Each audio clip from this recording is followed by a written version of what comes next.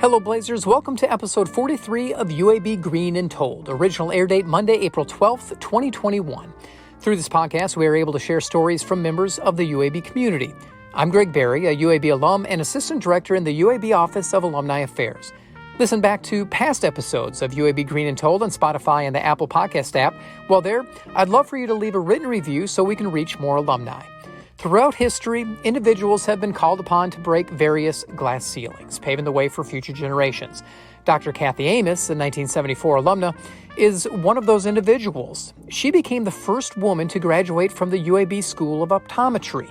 It took a while to be able to have those skills and be able to present yourself as an equal member of the class. And as the person who broke the glass ceiling within the School of Optometry, her impact was great. But it took Dr. Amos until her recent retirement to realize the gravity of it all. And I was amazed at the number of people that I did impact, that, students, pre-optometry, even before that. But despite a career in which she was honored with many recognitions, it all comes back to her patience. I think the greatest reward I received was what my patients gave me. Putting their faith in me, I think that was really the most meaningful thing.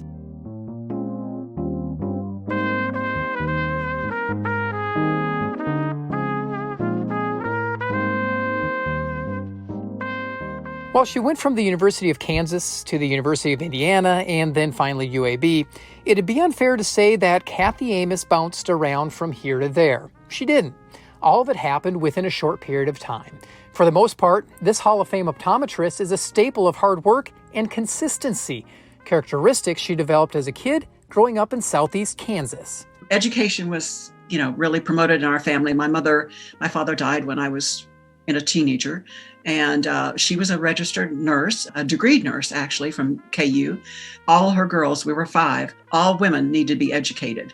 And it was a given that men would be educated, but women. So my mother really promoted that. So I knew I would be going on to school somewhere. I was cheerleader and real involved with the school, and I was a photographer for the yearbook. I was very active in National Honor Society and all those kind of things. So my father was a cattle rancher. So we had a lot of activities related to that. He had property outside of Parsons and more of a cattle person versus farming. Most people feel like those are all in one, but they can be very different. So he raised cattle, he sold cattle. His brother was in business in Dodge City. So there was a lot of back and forth between the western part of the state, depending on the market, what was going on. As a child, and as a female in the Midwest, your family was very supportive of the education. And this time when you were deciding to go to college was the late 60s, early 70s, when you're going to get your education. Now, females are probably outnumber males in college. At the time, that wasn't the case, was it? No, it was probably 2/3 male and 1/3 female. And it took another 25 years to get to 50-50 in most universities. So my sister, kind of took the lead, and I followed her to KU. My sister after us, came along, and she went to KU. My brother did multi-universities and community colleges and things. And the other 2 sisters, one went to Pittsburgh State, and then my younger sister went to KU also. But my had a lot of adventures. As it turned out, after my father died, my mother remarried my junior year in high school, 4 years later, and he was a farmer and a rancher more than a livestock broker. In order to earn money, I'm always looking to earn money. When I was growing up, my mother had us on an allowance, but we had to earn that allowance. And so I went down with him, my stepfather, and drove a truck and harvested wheat. And drove the grain truck to the grain elevator, and they dumped it off and then went back and got more. And I did that for a couple of summers, to earn money.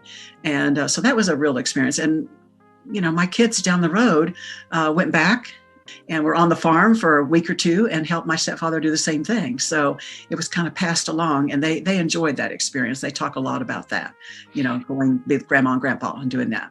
With going to Indiana, starting in the optometry program there and then moving to UAB, at the time, what were the big differences between the 2 schools? Because obviously there had to have been a few. Well, UAB was the only school of optometry started in a medical center. So that gave it a real distinction out there. And at the time, there were only 11 or 12 schools of optometry. So Indiana and Ohio State and Berkeley were the three big ones because they were affiliated with universities. The other programs most of them were affiliated with private colleges and universities. Okay. So that was a big distinction between the two. And then Indiana had a big, they called it physiological optics program, which was most people had an OD degree, and then you did a PhD and more. So it was a real basic research. It wasn't clinical research. UAB got a reputation for a lot of really strong clinicians as faculty members. And so that was a lot different than Indiana had a great reputation for all of its PhD people, in research. Anyway, it was changing. When I started at IU, there were 70 in my class, and 7 were females. And here, the first year class had 6 students, and I was in a class that had 12. So I made the 12th person coming in. So very small to begin with. The basic science was so much stronger here at UAB versus what Indiana had, because we used all the medical school faculty, to teach dentistry, optometry, and medicine. And so it was a lot different composition, and you had really qualified people. You couldn't do better than to come here. I mean, we didn't realize that until we got here, but it was a great experience to transfer schools. I mean, I loved Indiana, but this was, in terms of clinical outcomes, this was the best situation to be in. And we had a lot more patients here. So out of the 12 students, how many were female here? 1.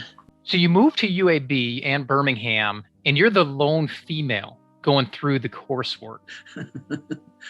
That had to have been kind of surreal, just to really understand the gravity of what was really happening of being the only one.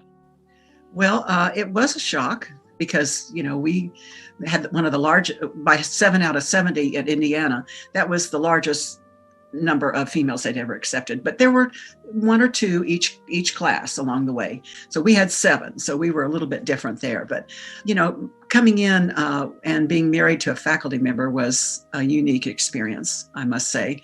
In addition to that, these people, my classmates had been together, for 2 years, and then you dump somebody new in on top of that. So you're not really part of the group. It took a while to become part of that. I understand. I mean, that was a little unique. And then, you're a female. It was challenging. What were some of the challenges that you had to overcome with your male counterpart students? Well, just acceptance, number one. They were convinced that, and rightfully so, that the UAB program was far superior than what I had. So there was a little bit of that, well, she's behind.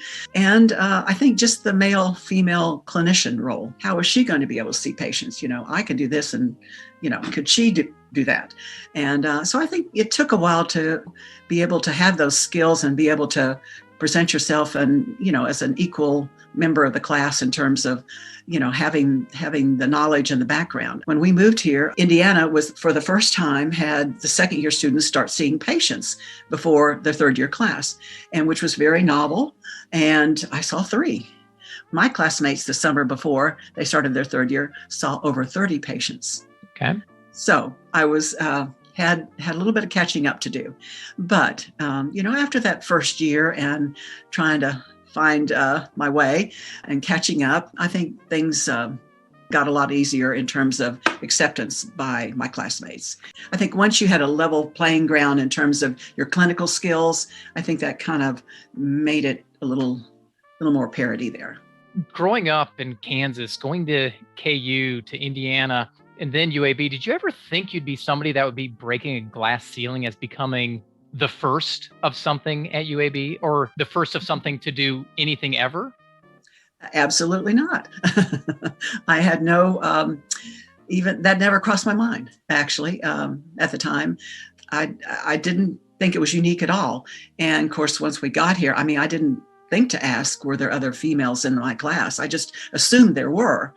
And I didn't know what it was like to be the only one. So, it was kind of a surprise. How much of a foundation do you feel you laid for women optometrists at UAB in the state of Alabama and even across the country? Well, that's a hard one to answer, but I think what happened initially was we had a few trickling, one per class, maybe a couple of years. Well, not the next year, but the 2 years behind me, there was a female. So it took a while. And part of it was women being recruited in I'll say the South in particular, for career professions. And that wasn't there. When I came out of school, I became part of Desimo Project, which was developmentally challenged, severely and profoundly challenged children. And we had a multidisciplinary approach to that. We had a PT, a nutritionist, an OT, educational people, all these different folks, and we worked out of the Spark Center. Okay. And so I did that kind of part-time basis. And a friend that I got to know there was a nutritionist, and her husband happened to be the health career counselor at University of Alabama. So he talked to all these people that, were coming in. Should I do medicine? Should I do dentistry? Should I do what is optometry? And Bill got indoctrinated to what optometry is through us. So these ladies that were interested in a career but weren't sure what, and were thinking they wanted to know where optometry. I can't tell you the number of people he sent up for me to have lunch with, to have a tour of the clinic, see what was going on. I think that helped a lot because, when they made a decision back as an undergraduate and then moving forward, that helped strengthen our numbers, I think.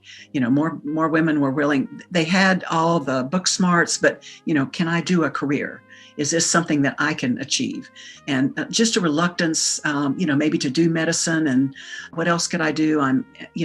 And so Bill Ponder ended up helping us a lot in optometry to recruit new, positions in optometry school for women. And I was involved somewhat they had started a club at UAB for undergraduates for pre-optometry, pre-medicine, and pre-dentistry. And I did speak in front of that group several times and did get to meet people coming up through the ranks there that helped out. But in the early stages, UAB did not have a program like that to recruit undergraduate people into optometry. But that began to grow. It's, looking back, I having just retired, they did some videotapes of people that came in and wanted to speak something, and had this little app that they sent out to people. And I was amazed at the number of people that I did impact, that, students, pre-optometry, even before that, and just undergraduate students. And it was heart-filling. I mean, I didn't realize, I guess I've kind of forgotten who people had influenced, and it is very impactful, to think that you had some influence over people deciding to do optometry. But by the 90s, mid 90s, we were 50-50. It took a while to catch up, but we hit those numbers and have stayed really high. I think almost every class is over 50% women now. With your ties to UAB and the School of Optometry, how have you seen that program grow since you graduated? It's been amazing. And, in the state of Alabama, we were underpopulated for optometry. And that's where the need came from. They showed the diversity of the state and the population and the rural aspect. And, we needed more optometrists. So Dr. Volker always said, in the legislators' wisdom, I asked for a school of public health, and they gave me a school of optometry. The next year, they got public health. But that was a legislative kind of battle that went on behind the scenes that they did a study for, and the numbers all said we needed more optometrists. So that's how it kind of came about, out of all the geographic distributions and stuff that they showed the need. So it's been encouraging, and it took a while. Many of our graduates went out of state. We didn't keep a lot of them. And as we changed our law and Practices Act, and we got more UAB graduates out there, it became a we're a regional school. We take a lot of kids from Georgia, Mississippi, Louisiana, the Carolinas, Tennessee. It took a while to kind of put UAB on the map, but once it got there, we have a great reputation for the education, and I'm happy to have been a part of all that. It's been exciting. In 1978, you actually established your own practice. You mentioned you just retired recently. How fun was it to run your own practice? Well, it was a dream come true. It was always a goal, but when I got out of school, I had an opportunity to do this Desmo project. And then I went to work 3 years for Dr. Jim McClendon in Leeds. So we didn't have any optometrists in the metro area, really. And so I went out there 2 days a week. That was a good experience. I got to see the practice side of it, not just the clinical side, and how do you do the business part of it. And I was kind of waiting on my husband to decide, are we staying or are we going? Is Birmingham going to be our home? And I think finally I just said, I've got to do this. I want to do this. And, that whole fall of 77, I made plans, got a bank loan, went out and did all that, found space, renovated the space, and then started practice in that January of 1978. So it's been a very rewarding experience. And I never dreamed it would grow to the extent it did, and to have the opportunities we had to see the people that we were able to take care of out there. And so it's was very rewarding.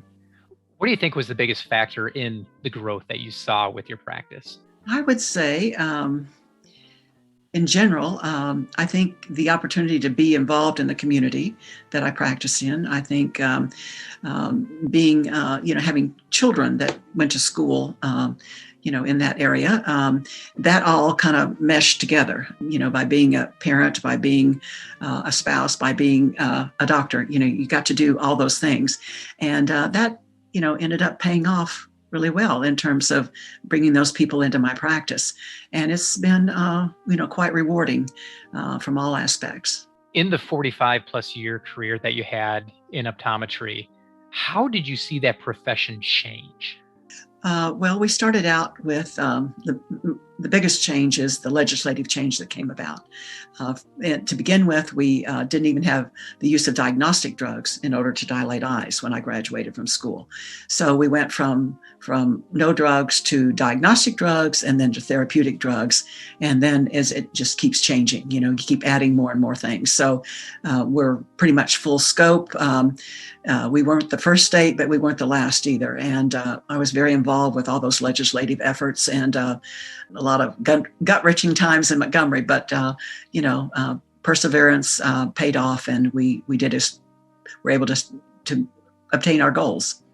So expansion of scope is quite amazing. And, I look back and, I used to run around with a handheld fundus camera, taking pictures at Children's Hospital of babies' eyes. And, we had Kodachrome film. Well, there's no Kodachrome film now. You don't have to take it someplace and have it developed to see what the eye looked like on the inside. It's all done digitally now. And it's so automated. It's just amazing, all the technologies that's impacted the practice of optometry. It's truly amazing. And I was so happy to see all that change. It was really, really great. You had a very illustrious career, and you were recognized by many honors, President's Service Award by the ALAO, the Women's Academy of Southern Women's Archives, Optometrist of the Year, all of these things. Is there one that really stands out that is the most meaningful honor or recognition that you received? Well, those are all nice things, and I really appreciate the people that put out the effort to nominate me.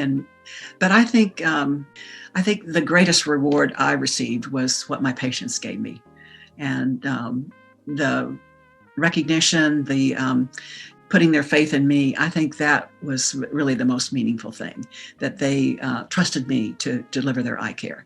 And that was, it took me a while to kind of appreciate that, but as you got more involved with your patients, the longer you saw them and all the things they went through, and they wanted you to help solve the problems, it just, that faith, that confidence in me probably means more than any of those awards. Where do you see eye care going in the future? Well, it's ever expanding, I can tell you.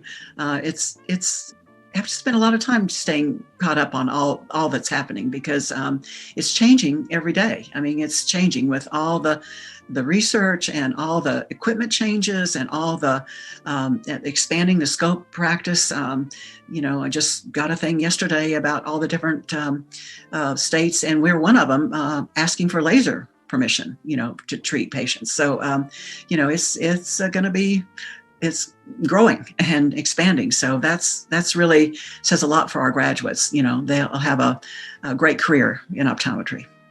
As a recently retired optometrist, what's next? What are you going to do? What are you going to enjoy during retirement?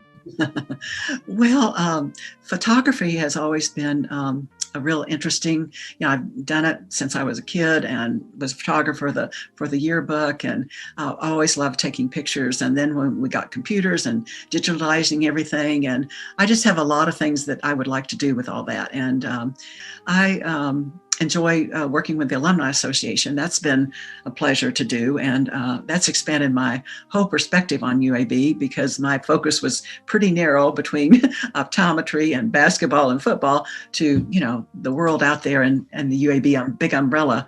It's really remarkable what UAB's been able to do.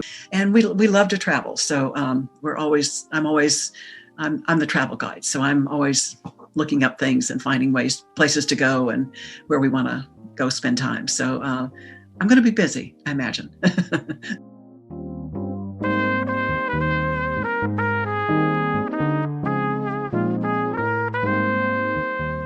That's Dr. Cathie Amos. In 1974, Dr. Amos became the first woman ever to graduate from the UAB School of Optometry. After a lengthy career as an optometrist, she recently retired.